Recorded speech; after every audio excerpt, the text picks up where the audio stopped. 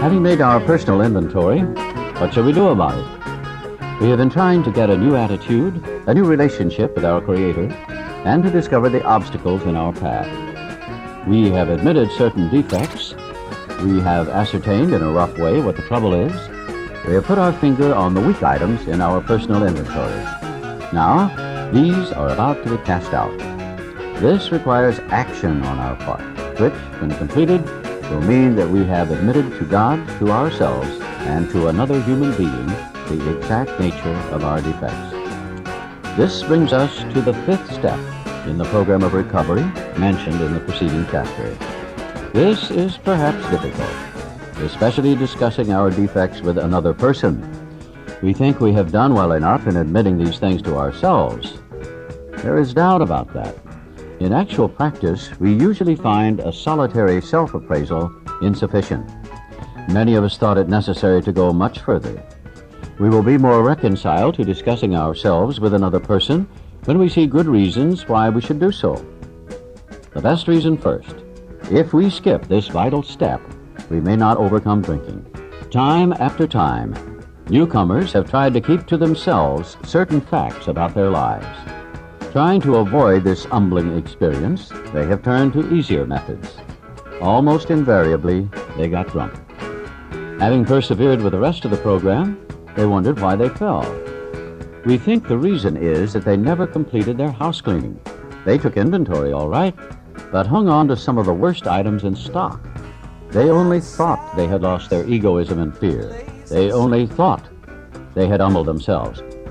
But they had not learned enough of humility, fearlessness, and honesty, in the sense we find it necessary, until they told someone else all their life story. More than most people, the alcoholic leads a double life. He is very much the actor. To the outer world, he presents his stage character. This is the one he likes his fellows to see. He wants to enjoy a certain reputation, but knows in his heart he doesn't deserve it. The inconsistency is made worse by the things he does on his sprees. Coming to his senses, he is revolted at certain episodes he vaguely remembers. These memories are a nightmare. He trembles to think someone might have observed him. As far as he can, he pushes these memories far inside himself. He hopes they will never see the light of day. He is under constant fear and tension. That makes for more drinking. Psychologists are inclined to agree with us. We have spent thousands of dollars for examinations. We know but few instances where we have given these doctors a fair break. We have seldom told them the whole truth, nor have we followed their advice. Unwilling to be honest with these sympathetic men, we were honest with no one else. Small wonder many in the medical profession have a low opinion of alcoholics and their chance for recovery. We must be entirely honest with somebody if we expect to live long or happily in this world. Rightly and naturally, we think well before we choose the person or persons with whom to take this intimate and confidential step. Those of us belonging to a religious denomination which requires confession must, and of course, will want to go to the properly appointed authority whose duty it is to receive it. Though we have no religious connection, we may still do well to talk with someone ordained by an established religion. We often find such a person quick to see and understand our problem. Of course, we sometimes encounter people who do not understand alcoholics. If we cannot or would not rather do this, we search our acquaintance for a close-mouthed, understanding friend. Perhaps our doctor or psychologist will be the person. It may be one of our own family, but we cannot disclose anything to our wives or our parents which will hurt them and make them unhappy. We have no right to save our own skin at another person's expense.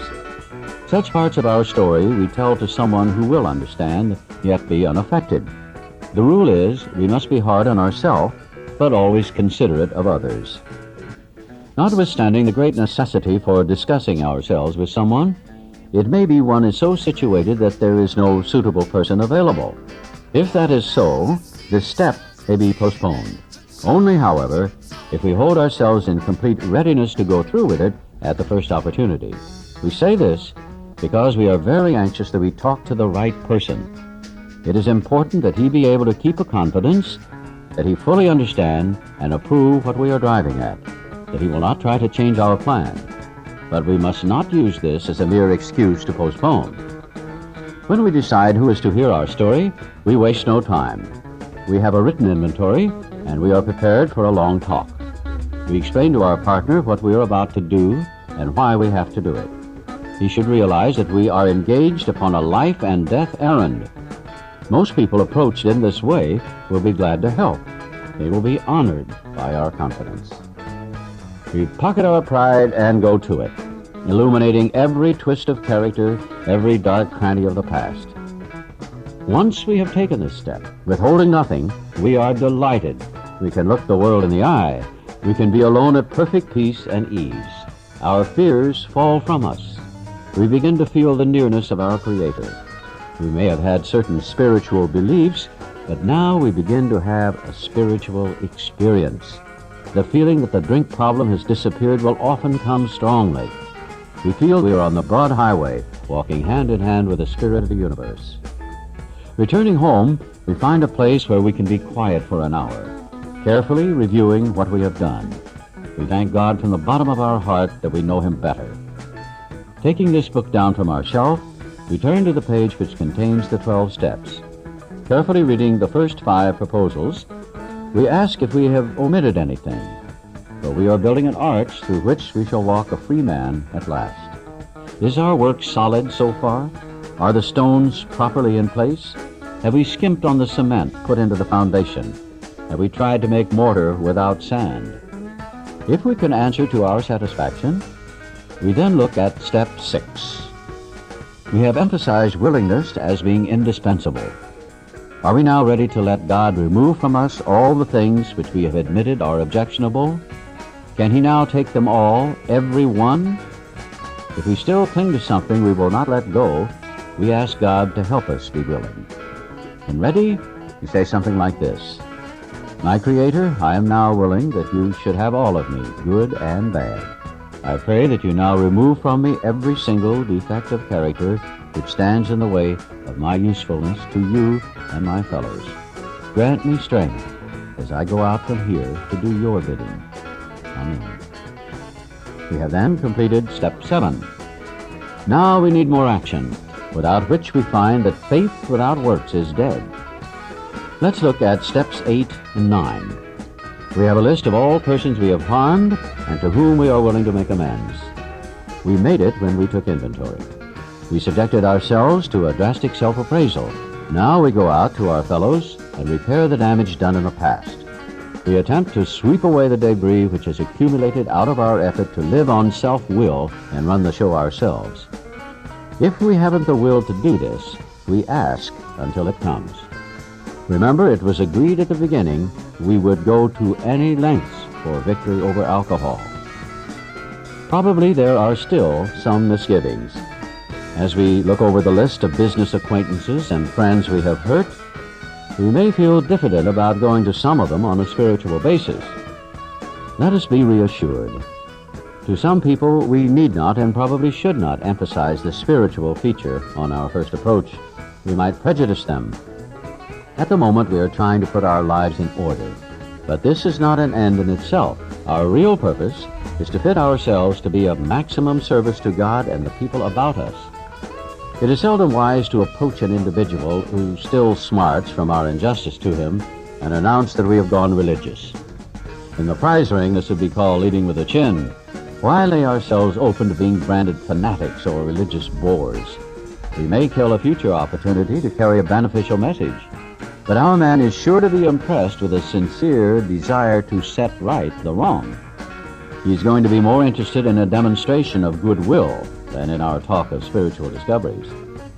We don't use this as an excuse for shying away from the subject of God.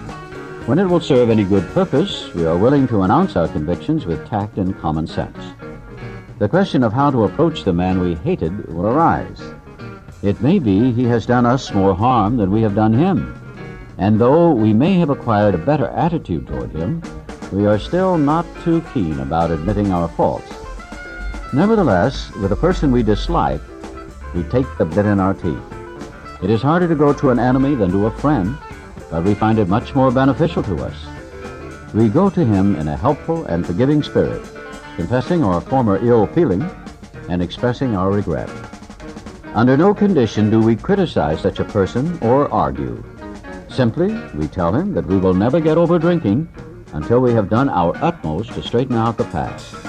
We are there to sweep off our side of the street, realizing that nothing worthwhile can be accomplished until we do so, never trying to tell him what he should do. His faults are not discussed. We stick to our own. If our manner is calm, frank, and open, we will be gratified with the result. In 9 cases out of 10, the unexpected happens. Sometimes the man we are calling upon admits his own fault, so feuds of years standing melt away in an hour. Rarely do we fail to make satisfactory progress. Our former enemies sometimes praise what we are doing and wish us well. Occasionally they will offer assistance. It should not matter, however, if someone does throw us out of his office. We have made our demonstration, done our part. It's water over the dam. Most alcoholics owe money. We do not dodge our creditors. Telling them what we are trying to do, we make no bones about our drinking. They usually know it anyway, whether we think so or not. Nor are we afraid of disclosing our alcoholism on the theory it may cause financial harm. Approached in this way, the most ruthless creditor will sometimes surprise us. Arranging the best deal we can, we let these people know we are sorry. Our drinking has made us slow to pay. We must lose our fear of creditors, no matter how far we have to go. For we are liable to drink if we are afraid to face them. Perhaps we have committed a criminal offense which might land us in jail if it were known to the authorities. We may be short in our accounts and unable to make good. We have already admitted this in confidence to another person, but we are sure we would be imprisoned or lose our job if it were known. Maybe it's only a petty offense, such as padding the expense account. Most of us have done that sort of thing. Maybe we are divorced and have remarried, but haven't kept up the alimony to number 1. She's indignant about it and has a warrant out for our arrest. That's a common form of trouble, too. Although these reparations take innumerable forms, there are some general principles which we find guiding. Reminding ourselves that we have decided to go to any lengths to find a spiritual experience, we ask that we be given strength and direction to do the right thing, no matter what the personal consequences may be. We may lose our position or reputation or face jail, but we are willing. We have to be. We must not shrink at anything. Usually, however, other people are involved. Therefore, we are not to be the hasty and foolish martyr who would needlessly sacrifice others to save himself from the alcoholic pit. A man we know had remarried. Because of resentment and drinking, he had not paid alimony to his first wife. She was furious. She went to court and got an order for his arrest. He had commenced our way of life, had secured a position, and was getting his head above water. It would have been impressive heroics if he had walked up to the judge and said, "Here I am." We thought he ought to be willing to do that if necessary, but if he were in jail, he could provide nothing for either family. We suggested he write his first wife, admitting his faults and asking forgiveness. He did, and also sent a small amount of money. He told her what he would try to do in the future. He said he was perfectly willing to go to jail if she insisted. Of course, she did not, and the whole situation has long since been adjusted. Before taking drastic action which might implicate other people, we secure their consent. If we have obtained permission, consulted with others, asked God to help, and the drastic step is indicated, we must not shrink. This brings to mind a story about one of our friends. While drinking, he accepted a sum of money from a bitterly hated business rival, giving him no receipt for it. He subsequently denied having received the money and used the incident as a basis for discrediting the man. He thus used his own wrongdoing as a means of destroying the reputation of another. In fact, his rival was ruined. He felt that he had done a wrong he could not possibly make right. If he opened that old affair, he was afraid it would destroy the reputation of his partner, disgrace his family, and take away his means of livelihood. What right had he to involve those dependent upon him? How could he possibly make a public statement exonerating his rival? After consulting with his wife and partner, he came to the conclusion that it was better to take those risks than to stand before his Creator guilty of such ruinous slander. He saw that he had to place the outcome in God's hands, or he would soon start drinking again, and all would be lost anyhow. He attended church for the first time in many years. After the sermon, he quietly got up and made an explanation. His action met widespread approval, and today he is one of the most trusted citizens of his town. This all happened years ago. The chances are that we have domestic troubles. Perhaps we are mixed up with women in a fashion we wouldn't care to have advertised. We doubt if, in this respect, alcoholics are fundamentally much worse than other people. But drinking does complicate sex relations in the home. After a few years with an alcoholic, a wife gets worn out, resentful, and uncommunicative. How could she be anything else? The husband begins to feel lonely, sorry for himself. He commences to look around in the nightclubs, or their equivalent, for something besides liquor. Perhaps he's having a secret and exciting affair with the girl who understands. In fairness, we must say that she may understand, but what are we going to do about a thing like that? A man so involved often feels very remorseful at times, especially if he is married to a loyal and courageous girl who has literally gone through hell for him. Whatever the situation, we usually have to do something about it. If we are sure our wife does not know, should we tell her? Not always, we think. If she knows in a general way that we've been wild, should we tell her in detail? Undoubtedly, we should admit our fault. She may insist on knowing all the particulars. She will want to know who the woman is and where she is. We feel we ought to say to her that we have no right to involve another person. We are sorry for what we have done, and God willing, it shall not be repeated. More than that, we cannot do. We have no right to go further. Though there may be justifiable exceptions, and though we wish to lay down no rule of any sort, we have often found this the best course to take. Our design for living is not a one-way street. It is as good for the wife as for the husband. If we can forget, so can she. It is better, however, that one does not needlessly name a person upon whom she can vent jealousy. Perhaps there are some cases where the utmost frankness is demanded. No outsider can appraise such an intimate situation. It may be that both will decide that the way of good sense and loving kindness is to let bygones be bygones. Each might pray about it, having the other one's happiness uppermost in mind. Keep it always in sight that we are dealing with that most terrible human emotion, jealousy. Good generalship may decide that the problem be attacked on the flank rather than risk a face-to-face combat. If we have no such complication, there is plenty we should do at home. Sometimes we hear an alcoholic say that the only thing he needs to do is to keep sober. Certainly he must keep sober, for there will be no home if he doesn't. But he is yet a long way from making good to the wife or parents whom for years he has so shockingly treated. Passing all understanding is the patience mothers and wives have had with alcoholics. Had this not been so, many of us would have no homes today, would perhaps be dead. The alcoholic is like a tornado roaring his way through the lives of others. Hearts are broken. Sweet relationships are dead. Affections have been uprooted. Selfish and inconsiderate habits have kept the home in turmoil. We feel a man is unthinking when he says that sobriety is enough. He is like a farmer who came up out of his cyclone cellar to find his home ruined. To his wife he remarked, "Don't see anything the matter here, Ma. Ain't it grand the wind stopped blowing?" Yes, there is a long period of reconstruction ahead. We must take the lead. A remorseful mumbling that we are sorry won't fill the bill at all. We ought to sit down with the family and frankly analyze the past as we now see it, being very careful not to criticize them. Their defects may be glaring, but the chances are that our own actions are partly responsible. So we clean house with the family, asking each morning in meditation that our Creator show us the way of patience, tolerance, kindliness, and love. The spiritual life is not a theory. We have to live it. Unless one's family expresses a desire to live upon spiritual principles, we think we ought not to urge them. We should not talk incessantly to them about spiritual matters. They will change in time. Our behavior will convince them more than our words. We must remember that 10 or 20 years of drunkenness would make a skeptic out of anyone.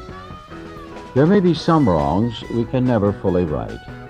We don't worry about them if we can honestly say to ourselves that we would right them if we could.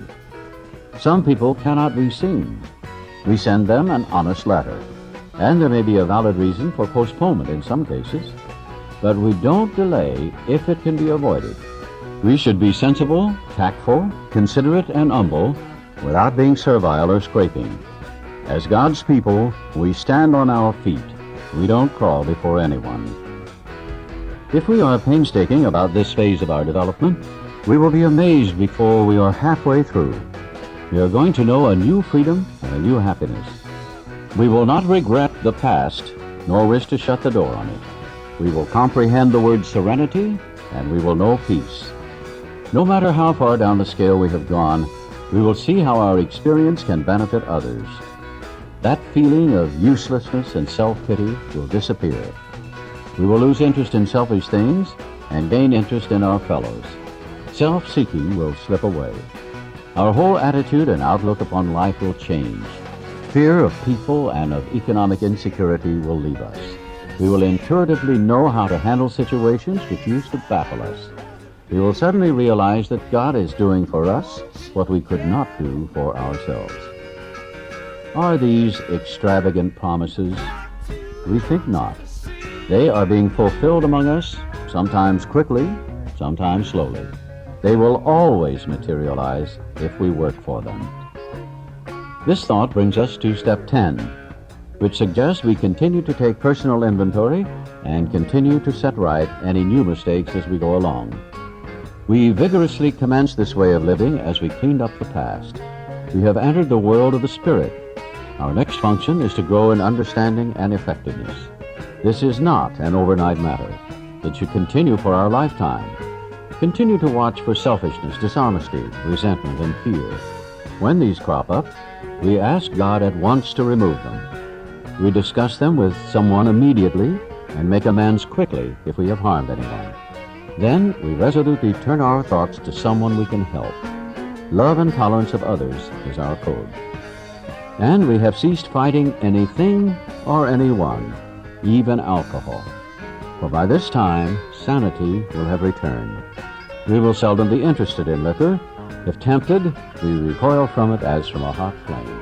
We react sanely and normally, and we will find that this has happened automatically. We will see that our new attitude toward liquor has been given us without any thought or effort on our part. It just comes. That is the miracle of it. We are not fighting it, neither are we avoiding temptation. We feel as though we had been placed in a position of neutrality, safe and protected. We have not even sworn off. Instead, the problem has been removed. It does not exist for us. We are neither cocky nor are we afraid. That is our experience. That is how we react so long as we keep in fit spiritual condition. It is easy to let up on the spiritual program of action and rest on our laurels. We are headed for trouble if we do, for alcohol is a subtle foe. We are not cured of alcoholism. What we really have is a daily reprieve, contingent on the maintenance of our spiritual condition. Every day is a day when we must carry the vision of God's will into all of our activities. How can I best serve thee? Thy will, not mine, be done. These are thoughts which must go with us constantly. We can exercise our willpower along this line all we wish. It is the proper use of the will. Much has already been said about receiving strength, inspiration, and direction from Him who has all knowledge and power. If we have carefully followed directions, we have begun to sense the flow of His Spirit into us. To some extent, we have become God-conscious. We have begun to develop this vital sixth sense. But we must go further, and that means more action. Step 11 suggests prayer and meditation. We shouldn't be shy on this matter of prayer. Better men than we are using it constantly. It works if we have the proper attitude and work at it. It would be easy to be vague about this matter, yet we believe we can make some definite and valuable suggestions. When we retire at night, we constructively review our day. Were we resentful, selfish, dishonest, or afraid? Do we owe an apology? Have we kept something to ourselves which should be discussed with another person at once? Were we kind and loving toward all? What could we have done better? Were we thinking of ourselves most of the time? Or were we thinking of what we could do for others, of what we could pack into the stream of life? But we must be careful not to drift into worry, remorse, or morbid reflection, for that would diminish our usefulness to others. After making our review, we ask God's forgiveness and inquire what corrective measures should be taken. On awakening, let us think about the 24 hours ahead. We consider our plans for the day. Before we begin, we ask God to direct our thinking, especially asking that it be divorced from self-pity, dishonest, or self-seeking motives. Under these conditions, we can employ our mental faculties with assurance. For after all, God gave us brains to use. Our thought life will be placed on a much higher plane when our thinking is cleared of wrong motives. In thinking about our day, we may face indecision. We may not be able to determine which course to take. Here we ask God for inspiration, an intuitive thought or a decision. We relax and take it easy. We don't struggle. We are often surprised how right answers come after we've tried this for a while. What used to be the hunch or occasional inspiration gradually becomes a working part of the mind. Being still inexperienced and having just made conscious contact with God, it is not probable that we are going to be inspired at all times. We might pay for this presumption in all sorts of absurd actions and ideas. Nevertheless, we find that our thinking will, as time passes, be more and more on the plane of inspiration. We come to rely upon it. We usually conclude the period of meditation with a prayer that we be shown all through the day what our next step is to be, that we be given whatever we need to take care of such problems. We ask especially for freedom from self-will and are careful to make no request for ourselves only. We may ask for ourselves, however, if others will be helped. We are careful never to pray for our own selfish ends. Many of us have wasted a lot of time doing that, and it doesn't work. You can easily see why. If circumstances warrant, we ask our wives or friends to join us in morning meditation. If we belong to a religious denomination which requires a definite morning devotion, we attend to that also. If not members of religious bodies, we sometimes select and memorize a few set prayers which emphasize the principles we have been discussing. There are many helpful books also. Suggestions about these may be obtained from one's priest, minister, or rabbi. Be quick to see where religious people are right. Make use of what they offer. As we go through the day, we pause when agitated or doubtful and ask for the right thought or action. We constantly remind ourselves we are no longer running the show, humbly saying to ourselves many times each day, "Thy will be done." We are then in much less danger of excitement, fear, anger, worry, self-pity, or foolish decisions. We become much more efficient. We do not tire so easily, for we are not burning up energy foolishly as we did when we were trying to arrange life to suit ourselves. It works. It really does.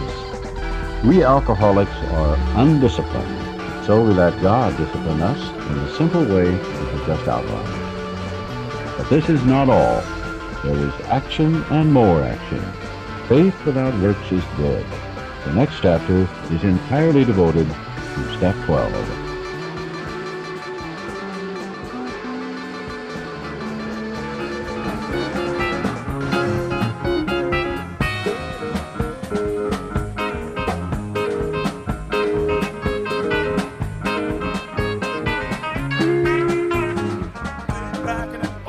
With a peso in my hand, watching flies and children on the street. When I catch a glimpse of black-eyed girls who giggle when I smile, there's a little boy who wants to shine my feet. And 3 days ride from Bakersfield, and I don't know why I came. I guess I came to keep from paying dues. And then I've got a bottle, and a girl that's just 14, and a damn good case of the Mexican blues. Yeah. Is there anything a man don't stand to lose?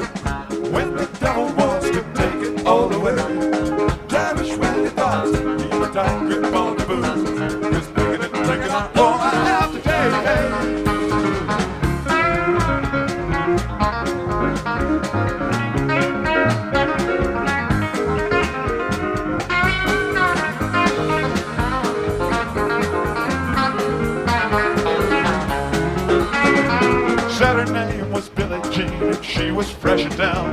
I didn't know the stage line ran from hell. She had raven hair, ruffled dress, a necklace made of gold. All the friends, perfume you'd care to smell. She took me up into her room and whispered in my ear, "Oh, my friend, do anything you choose." Now and then, for those happy hours I spent there in her arms, with lifetime's worth of Mexican blues. Yeah, just let anything a man don't stand to lose. When the devil wants to take it all away, cherish well your thoughts, keep a tight grip on your boots. 'Cause begging and drinking are all I have today.